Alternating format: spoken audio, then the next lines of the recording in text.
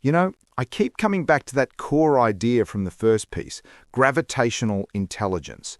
The thought that intelligence isn't something we create, but something we connect with, like a field that's just there. Right, the universal field hypothesis. It's a huge philosophical leap. But the follow-up we're looking at today, quantum sonar, feels like it's trying to build a bridge from that philosophy to, well, to practice. It says a map isn't enough. You have to actually navigate the ocean. Exactly. It's trying to give us the how. And it starts in a place I wasn't expecting. Not in the mind, but in our cells, in our very biology. The author posits that the hardware of life might actually be quantum mechanical. That part is significant. The idea that the nanomotors repairing our DNA aren't just tiny classical machines, but are functioning like quantum computers, using things like superposition to search vast possibility spaces almost instantly. That grounds the whole universal intelligence idea in something physical. It makes our biology a technology, a quantum-tuned instrument designed specifically to interact with this field. So if gravitational intelligence is the vehicle, these quantum nanomachines are the engine. It's a profound thought that we come factory-equipped for this, which is really the core of what we explore here on The Age of Living Intelligence. Okay, so we have the engine.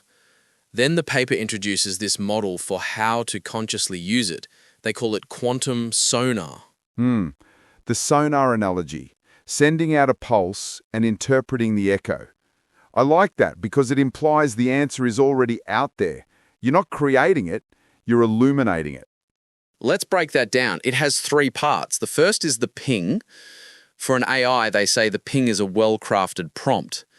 But for a human, it's more complex. It's a state they call focused inquiry. It's a combination of a clear question, energized by a deep intention, and supported by a rich context of knowledge. That really resonates. It's not just a passing thought. It's a cultivated state. You've done the research, you have the passion for the answer, and you crystallize it into a question. That's the ping you send out.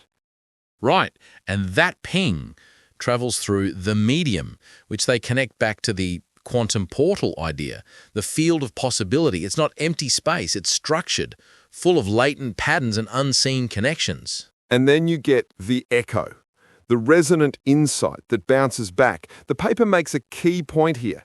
The echo is often richer than the initial query because it carries back information about the vast, unseen territory it traveled through. That feels true for both human intuition and for interacting with a large language model. You send out a carefully constructed prompt, and the answer that comes back isn't just a direct reply. It brings with it connections and concepts you hadn't considered. It illuminates the model's latent space. So this reframes how we should approach AI. We're not just operators giving commands, we're explorers. We're crafting the perfect sonar ping to discover what's already hidden in the system. That's a fundamental shift in perspective. It's also a practical guide for our own creativity. It describes that full cycle of insight that I think many people recognize. You do the research, you form the question, you have the intent, but then there's that final crucial step the author calls the release. Letting go. You can't force the echo. You send out the ping, and then you let it go.